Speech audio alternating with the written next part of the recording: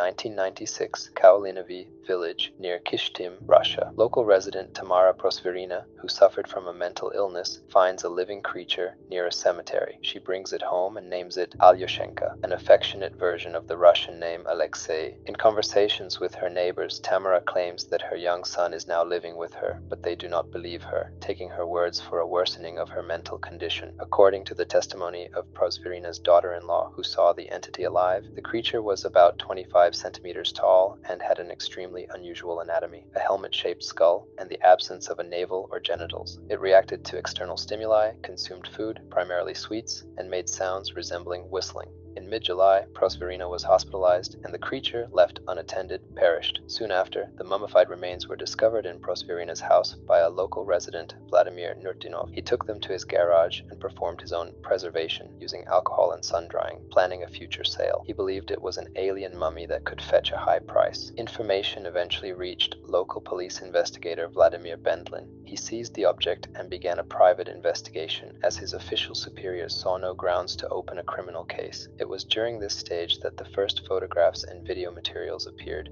which remain the only reliable visual evidence of the artifact's existence. Several specialists examined the object. A local pathologist and a forensic medical expert were unable to correlate its skeleton with a human one. However, a gynecological evaluation provided a different conclusion. It was the result of a premature birth at 20 to 25 weeks of pregnancy with severe congenital defects. Specifically, the unusual head shape was identified as cloverleaf skull syndrome. The high probability of such mutations in the region is attributed to the 1957 radiation accident at the local Mayak chemical plant. In the 2000s, the story reached its scientific conclusion. Geneticists from the Institute of General Genetics of the Russian Academy of Sciences examined a fragment of cloth in which the mummy had allegedly been wrapped for a long time. DNA analysis unequivocally indicated that the creature belonged to the human species, albeit with numerous developmental pathologies. The remains themselves were handed over by Bendlin to representatives of the Star Academy UFO organization, after which they disappeared. Later, members of the group claimed that the mummy was disposed of once its earthly human origin was confirmed. Today, the Kyshtym Dwarf exists on the edge of an unsolved mystery and an unusual medical case, having turned into an urban legend due to the loss of physical evidence.